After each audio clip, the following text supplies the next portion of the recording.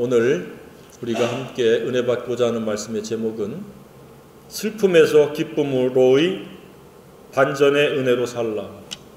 조금 긴 듯하지만 예비하신 은혜가 우리 심령 속에 머물게 되리라고 확신합니다. 모든 분이 슬픔에서 기쁨으로 반전의 은혜가 있기를 바랍니다. 최근에 어떠한 슬픈 눈물을 흘려봤습니까? 그게 언제입니까? 가장 최근에? 사람은 희노애락의 범주에서 벗어나서 살 수가 없습니다. 어느 순간은 기쁘고 즐겁지만 어느 순간은 슬픔이 찾아오고 고통이 찾아옵니다. 또 어느 때는 마음에 평안이 있는가 하면 어느 때는 낙심과 불안이 밀려오기도 합니다.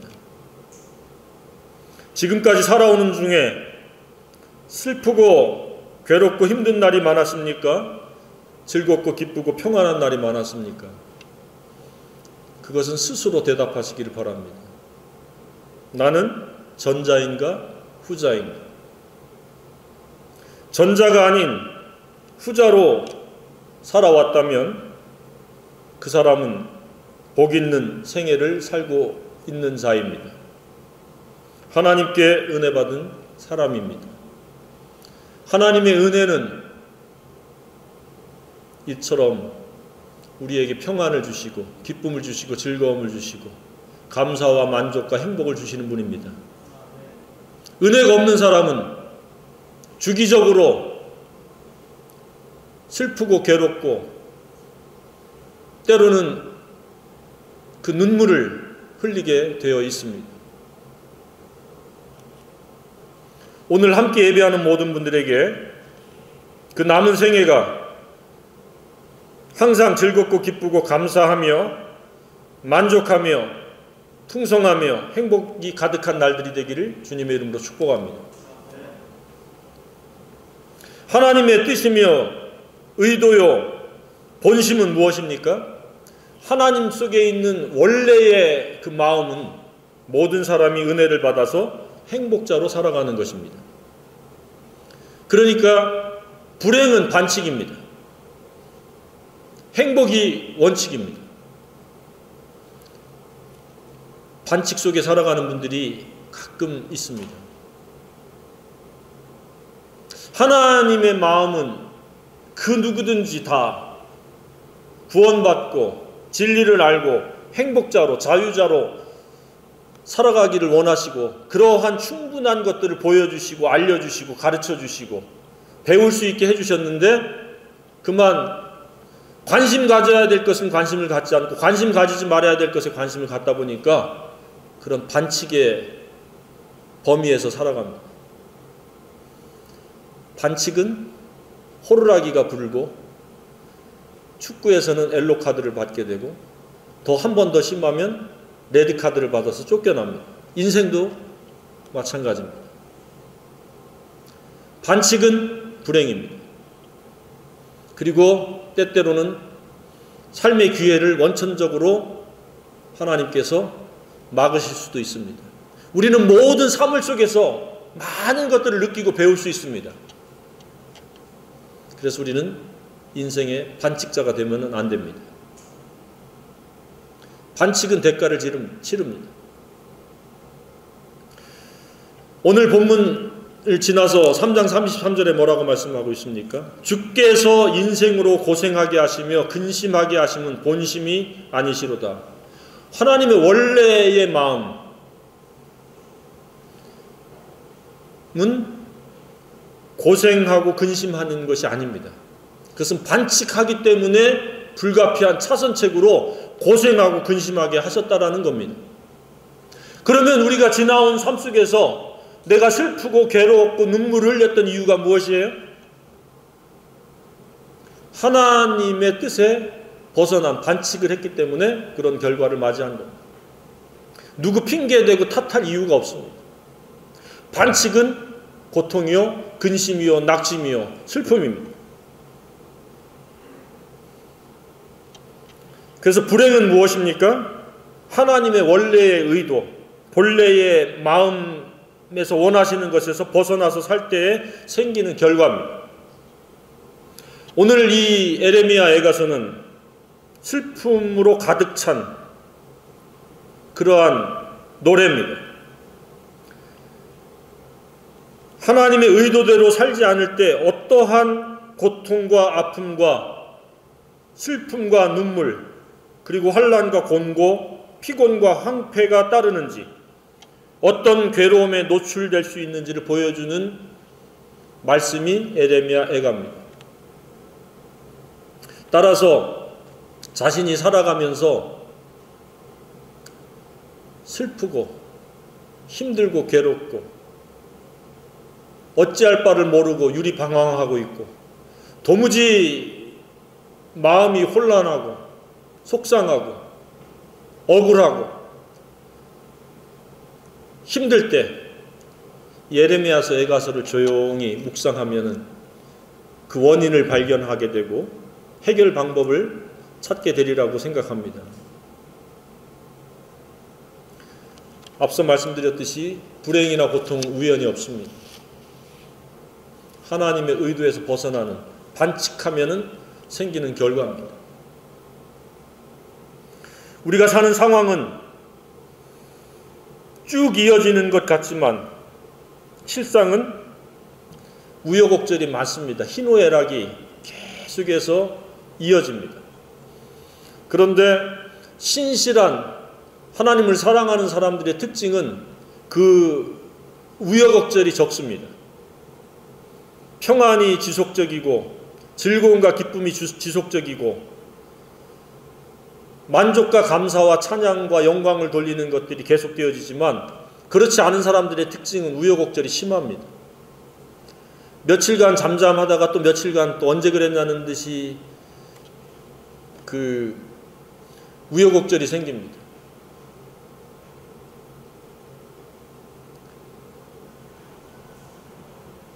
아픔이 깃들어 옵니다.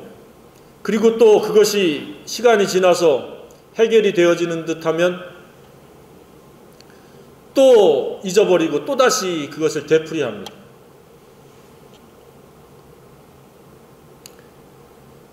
그러나 우리는 일관되게 쭉 즐겁고 기쁘고 행복한 자들이 되어야 마땅할 줄로 생각합니다.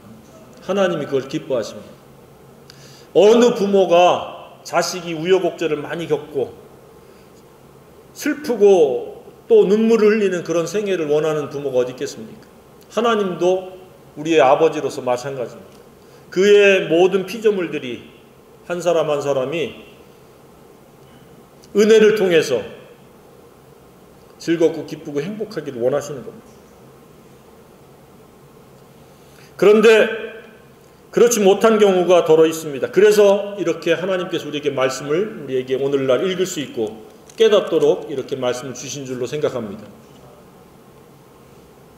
그래서 때때로 나에게 왜 이러한 상황이, 이러한 아픔이 주어지고 생겼는지 놀라서 그냥 멈추어 있거나 사람을 원망하거나 탓하거나 그렇게 하지 말고 그 원인이 무엇인지를 찾아서 없애고 상황을 반전시킬 수 있는 능동적인 태도가 필요합니다.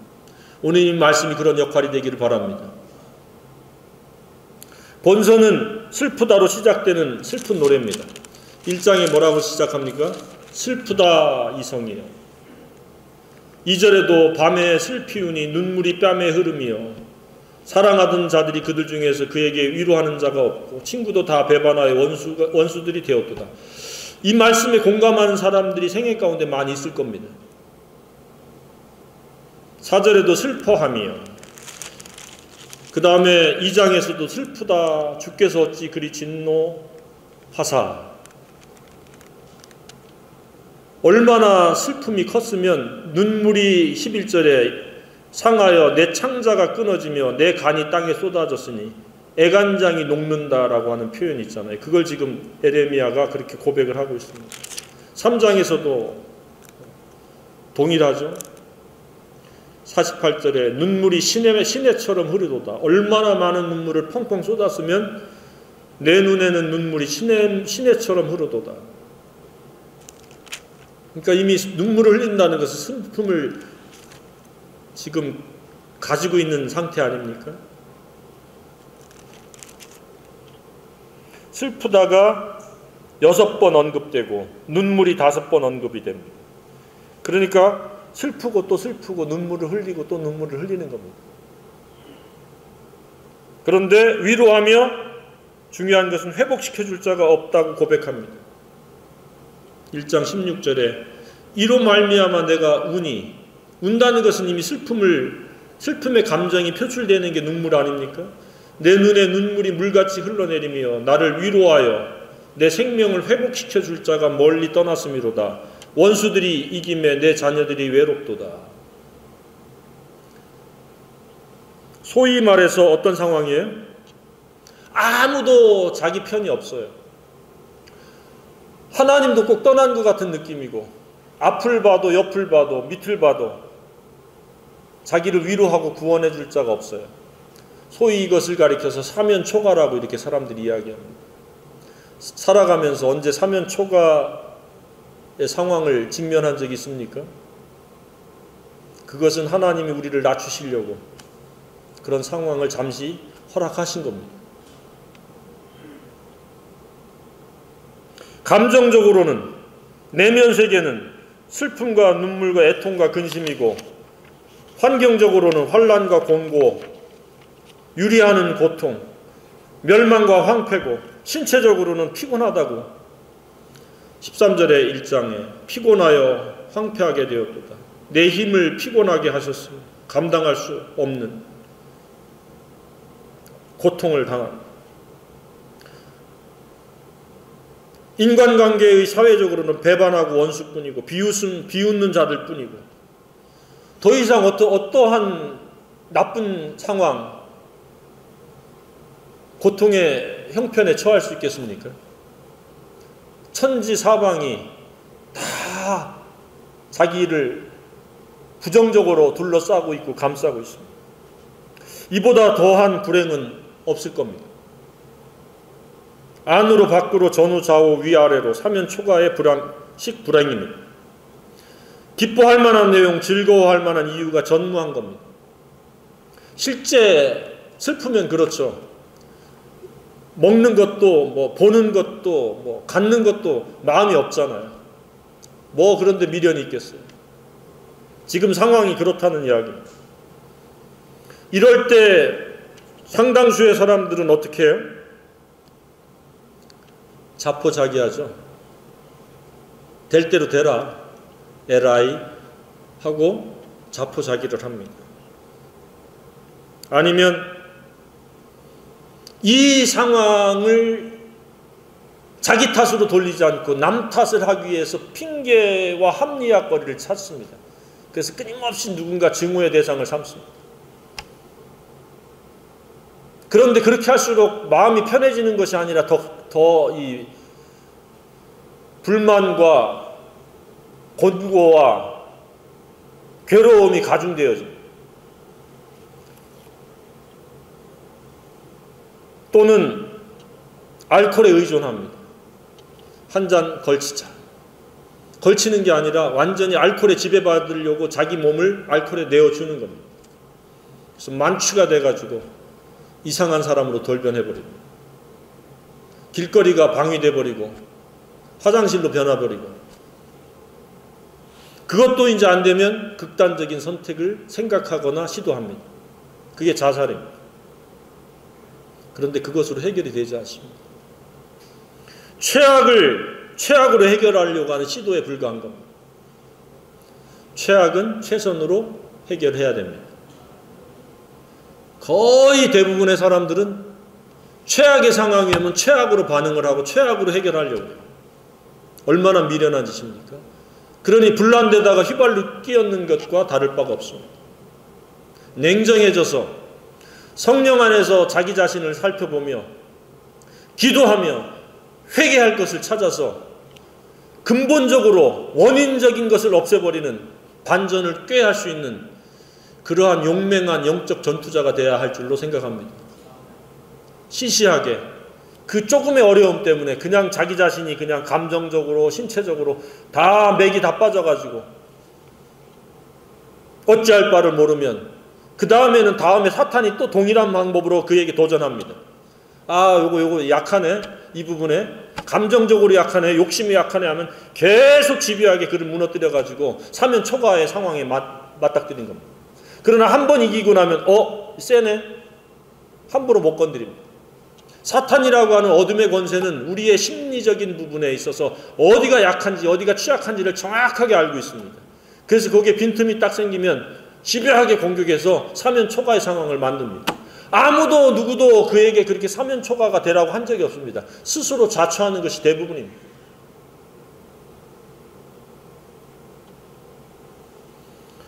그런데 감사하게도 하나님께서는 최악을 최선으로 바꿀 수 있는 이 우리에게 진리의 말씀을 우리에게 주셨습니다. 진리는 우리를 자유케 합니다. 고통으로부터 자유케 하고 질병으로부터 자유케 하고 인간관계의 갈등으로부터 자유케 하고 마음의 그 곤고와 불평과 낙심으로부터 좌절로부터 비교의식과 열등감으로부터 우리를 자유케 하십니다.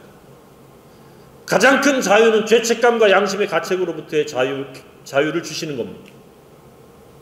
그래서 우리는 진리에 대해서 존중해야 되고 귀담아 들어야 되고 배워야 되고 그 진리가 내 마음판에 새겨져서 그 진리가 내 생각체계를 이루고 그것이 말과 행실이 되어지도록 하는 데 있어서 최선을 경주해야 마땅할 줄로 생각합니다. 그래서 우리가 설교를 듣고 그래서 아침마다 주야로 즐거워하면서 말씀을 읽어야 되는 이유인 겁니다. 우리의 생각체계는 매우 교활하고 매우 집요하면서 욕심이 가득 차 있습니다. 지지리도 뽑고 또 뽑아도 잡초처럼 계속 불쑥불쑥 솟아나는 게 욕심입니다. 욕심으로 사물을 보고 인간관계를 가지면 그것은 사면초가로 나아가는 지름길입니다. 그러나 진리로 나아가면 우리는 은혜의 반전을 경험하게 됩니다. 아무것도 없어도 아무것도 할 수 없는 상황일지라도 기뻐하고 즐거워할 수 있습니다. 상황으로 즐거워하고 현상으로 즐거워하는 것이 아니라 예수님으로 즐거워하고 하나님으로 즐거워할 수 있습니다. 하나님은 그걸 원하십니다. 그런 상황이 되면 나머지 좋은 것들은 뒤따라옵니다. 먼저 우리가 하나님 한 분으로 즐거워할 수 있기를 바랍니다. 지금도 어디선가 누군가는 이 본서와 같은 애가의 주인공처럼 살고 있을지도 모릅니다. 그것이 우리 자신일 수도 있습니다. 우리는 지금 웃고 있고 미소를 짓고 있어도 속에서 애가의 주인공처럼 마음이 상하고 슬퍼하며 마음으로 눈물을 흘리고 있을 수도 있습니다. 또는 어느 가족일 수도 있고 어느 민족일 수도 있습니다. 왜 이런 원치 않는 슬픔이 깃들고 눈물이 나오고 정신적, 신체적, 사회적, 경제적으로 고통에 둘러싸여야 합니까? 그 원인이 무엇이에요? 그 원인 아주 간단합니다. 3장 39절 함께 읽겠습니다. 시작. 살아있는 사람은 자기 죄들 때문에 벌을 받나니 어찌 원망하랴. 뭐 때문에 그래요? 죄들, 복수를 쓰고 있죠. 죄들 때문에 벌을 받기 때문에 그 고통을 당한다는 겁니다. 단수가 아닌 누적된 죄 때문이라는 겁니다. 그러니까 누적된 죄들이라는 것은 무엇입니까?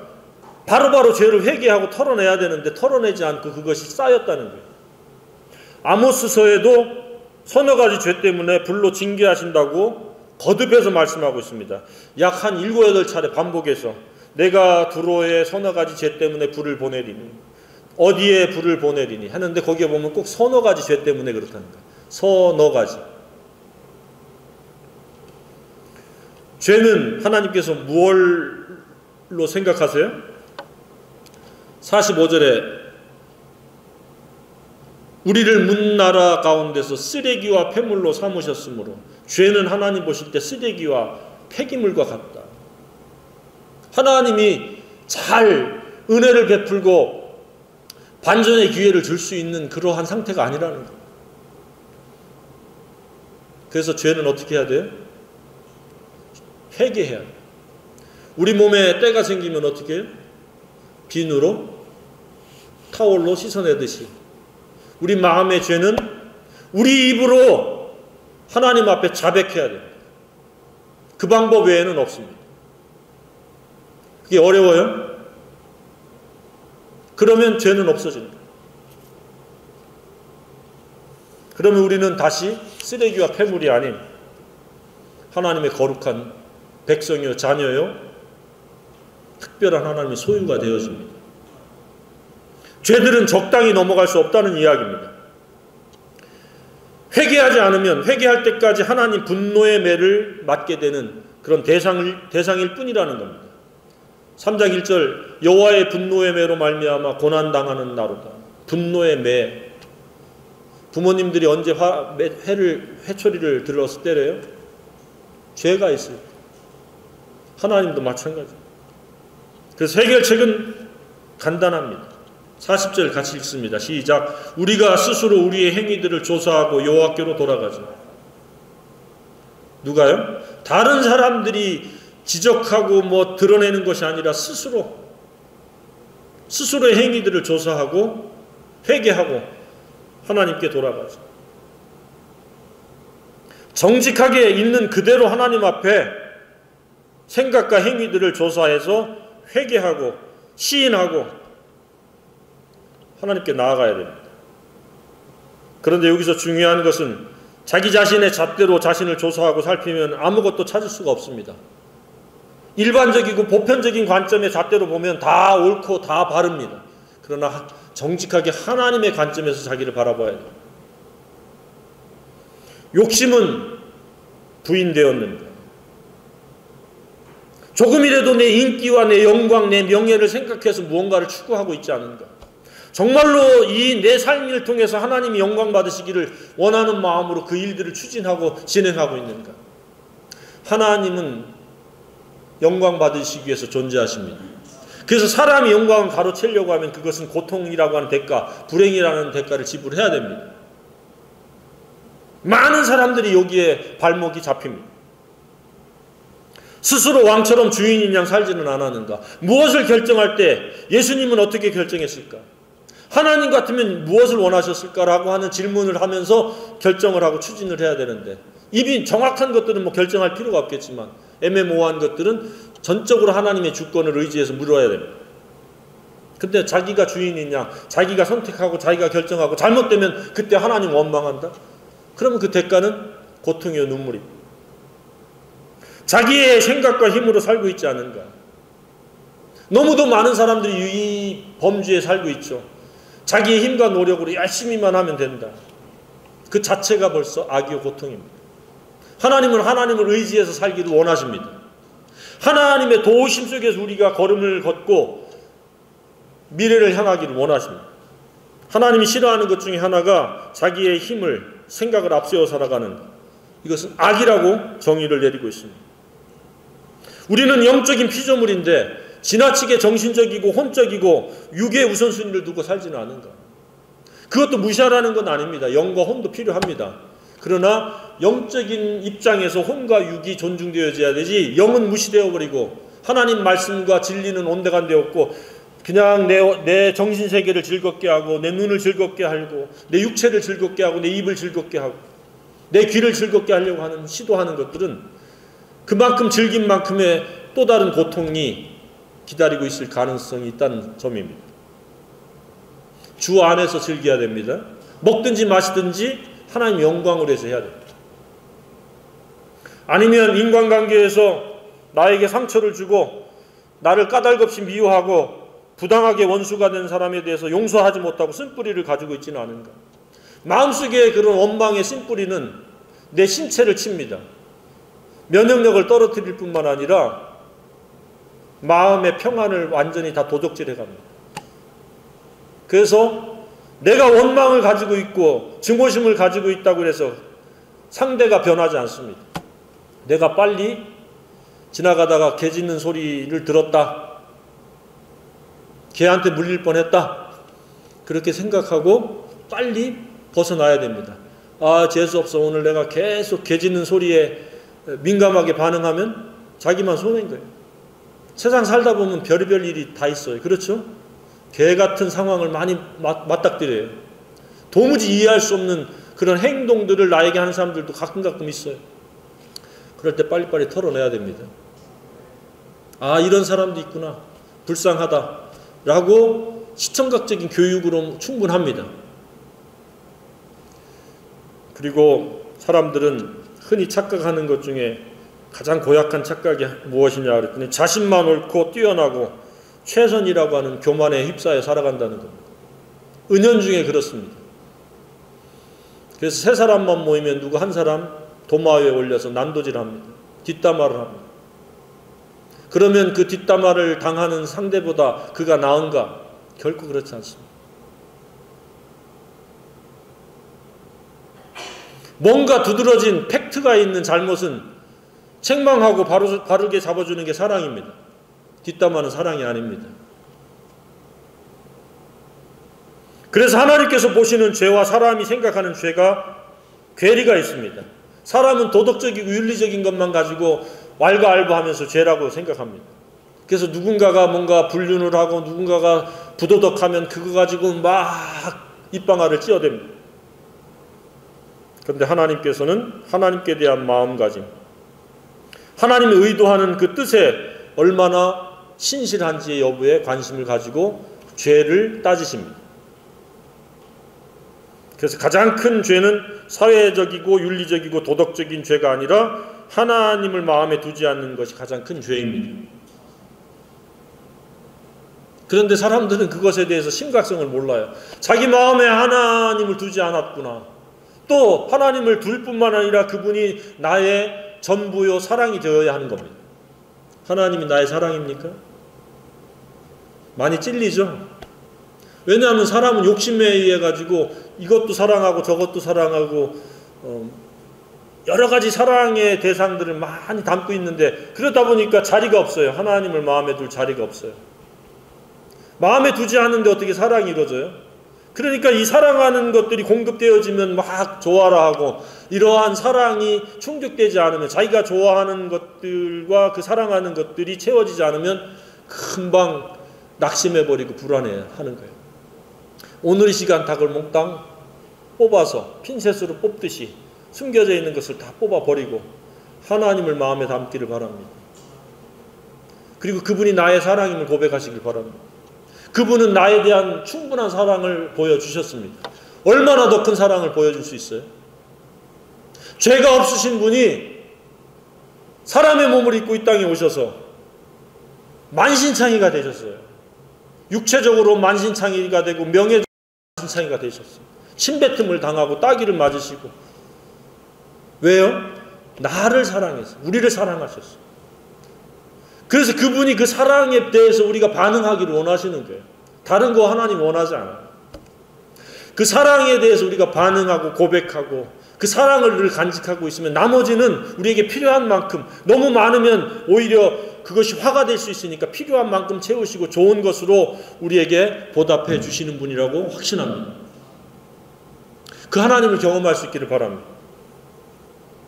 하나님이 없는 마음은 욕심의 마음이요, 정욕의 마음이요, 자기 자랑의 마음이요, 쾌락과 향락과 물질을 사랑하는 마음만 가득하게 되는 거예요. 그래서 그 결과는 불행이에요. 아픔이에요.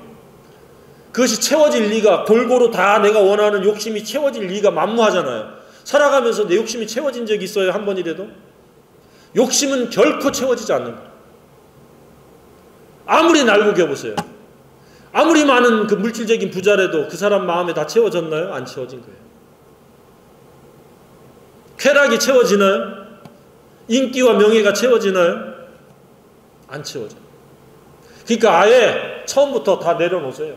그래서 누군가가 나를 좋아해주고 박수를 쳐주면 그걸로 감사하고, 안 쳐주면 원래 제로예요. 내가 하나님의 사랑을 받고 있다는 그 하나만으로도 기뻐하고 즐거워할 수 있어야 됩니다.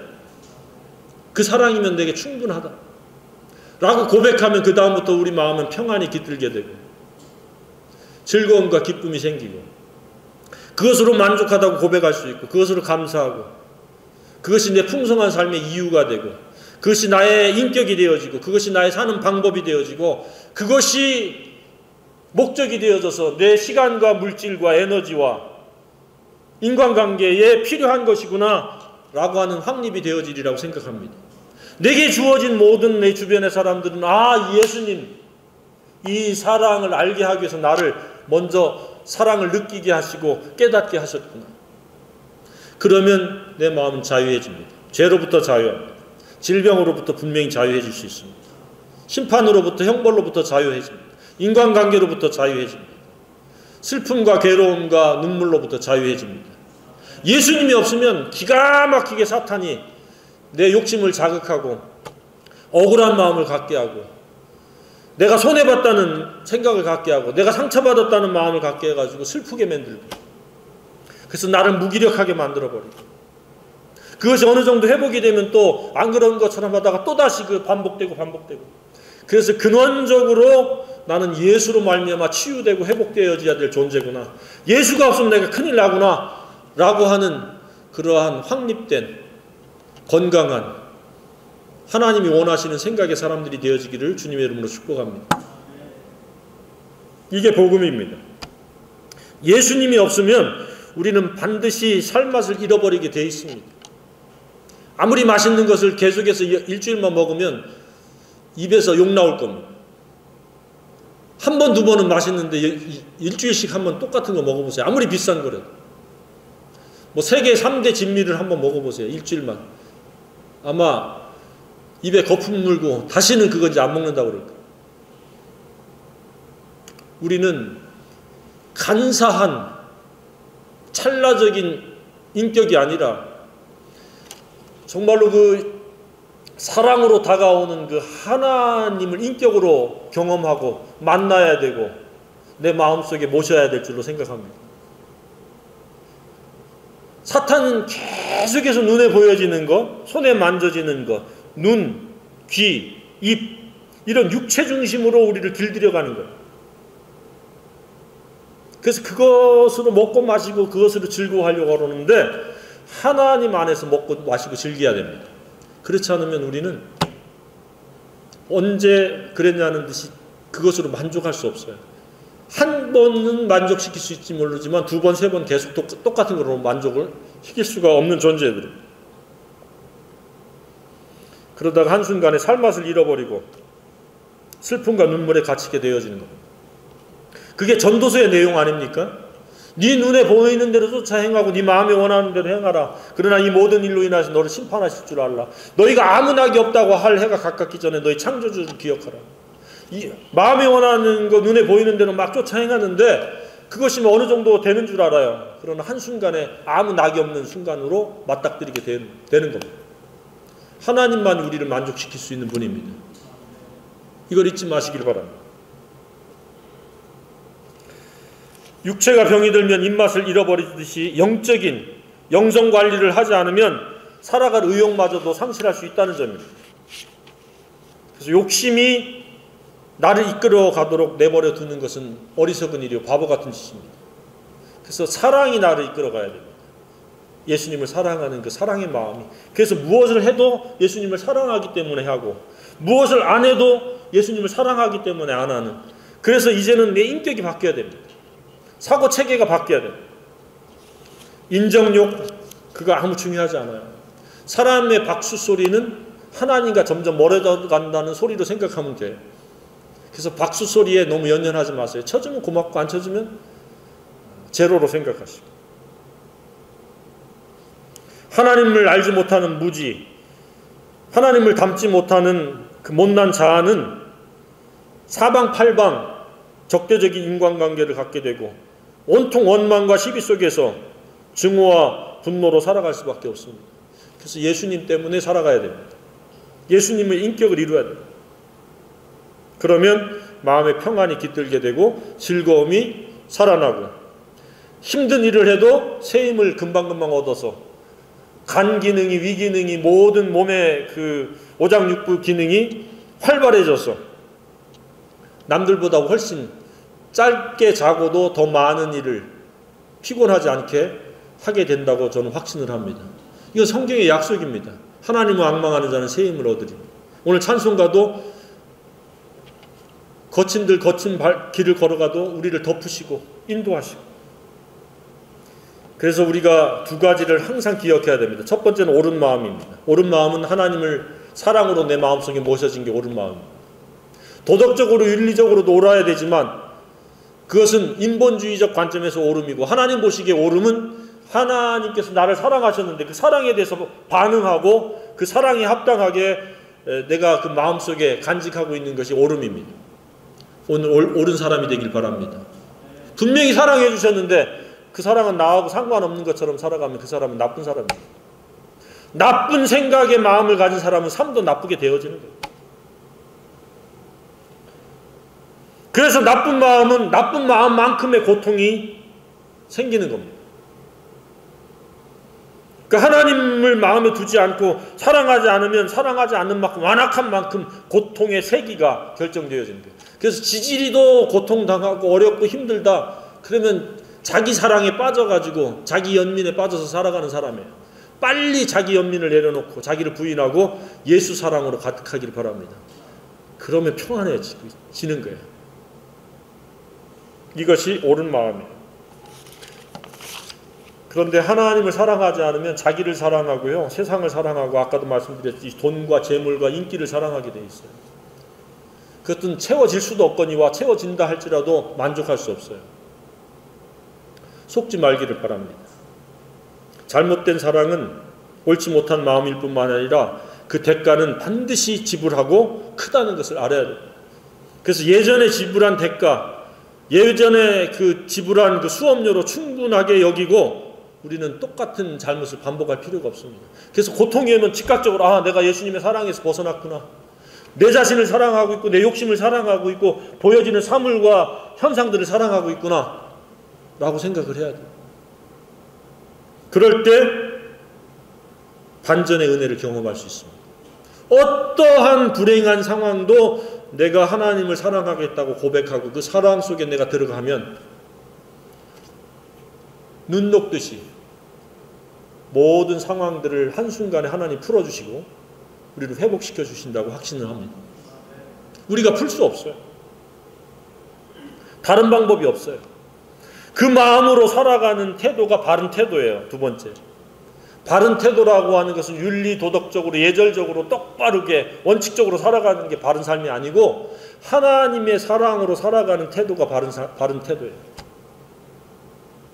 내가 하나님의 사랑을 받았듯이 모든 사람이 하나님의 사랑이 필요한 존재구나 라고 생각하고 그들을 대하는 거예요. 이것이 진리를 순종하는 것이라고 말할 수 있습니다. 그렇게 살아가기 때문에 하나님 내게 물질도 주시고 인간관계도 맺게 하시고 내 걸음을 지도해 주시고 내 생애를 복 주시고 풍성케 하시는 분인 줄로 믿습니다. 그냥 하나님 내게 복 주십시오, 내가 잘 먹고 잘 살게 해주십시오, 그것은 이기심입니다.